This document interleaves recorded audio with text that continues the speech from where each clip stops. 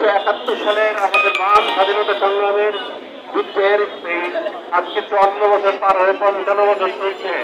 এতদিন পরে বেশিরভাগ মুক্তিযোদ্ধারা আর নাই, যারা আছেন তারাও কিন্তু অনেকটাই চলন বলনে অক্ষম হয়ে পড়েছেন। সেই তুলনায় যদি বলি এই 500 লোক কিন্তু এখানে আমাদের 5 লক্ষ লোককে প্রতিনিধিত্ব করছে। আমি এখানে যারা আপনারা আছেন আপনাদের সবার প্রত্যাখ্যান করতে চাই।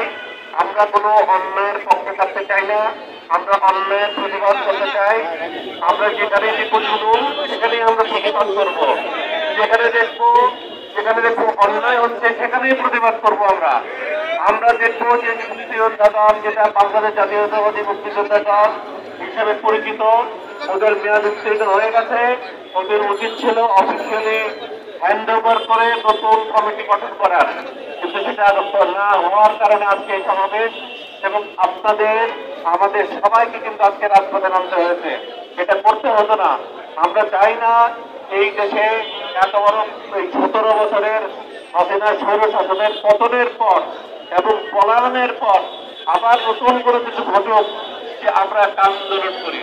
এখন যদি মুক্তিযোদ্ধা বাংলাদেশ জাতীয়তাবাদী মুক্তিযোদ্ধা দলের বিরুদ্ধে আছে, তাকে যদি পলায়ন করতে হয় তা আমাদের জন্য অত্যন্ত দুঃখজনক লাগবে, কারণ তারা মুক্তিযোদ্ধা, সেখানে হয়তো কেউ নাই।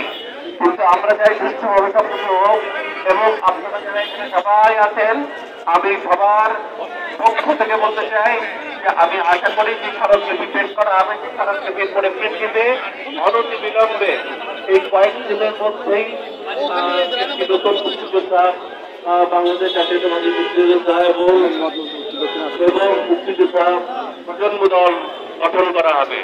আমি আপনাদের সবার কাছে দোয়া প্রার্থী। আমি চাঁদপুর 2 অর্থাৎ উত্তর এবং দক্ষিণ থেকে আসন্ন জাতীয় নির্বাচনে এমপি পদপ্রার্থী। আপনারা আমাকে সবাই দোয়া করবেন, আমি যেন আপনাদের ভোট রক্ষা করতে পারি, আপনাদের সাথে থেকে আমি যেন কাজ করতে পারি।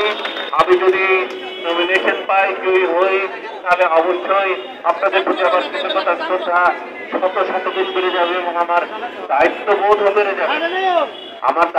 বেড়ে যাবে। আমি কথা বাড়াবো না। অনেকেই আছেন, রোদও হয়ে গেছে, এখনো রোদ, আর কখনো বৃষ্টি কখনো মেঘ, বলা খুব মুশকিল। তবে এটা সত্য কিন্তু স্থির থাকবেই। রোদ বৃষ্টি ঝড় হোক, যখন 12টা 5 তখন কিন্তু 12টা 5ই সন্ধ্যা আকাশ মেঘাচ্ছন্ন হয়ে গেছে বলে সন্ধ্যা 6টা তা না। তো আপনারা সবাই ভালো থাকুন, সুস্থ থাকুন। আল্লাহ আমাদেরকে সবাইকে নেক্সট ফায়ার দান করুক। এতটুকু বলে আজকে আমার বক্তব্য এখানে শেষ করছি। আল্লাহ হাফেজ। বাংলাদেশ জিন্দাবাদ, বাংলাদেশ জাতীয়তাবাদী দল জিন্দাবাদ, বাংলাদেশ জাতীয়তাবাদী মুক্তিযোদ্ধা এবং জাতীয়বাদী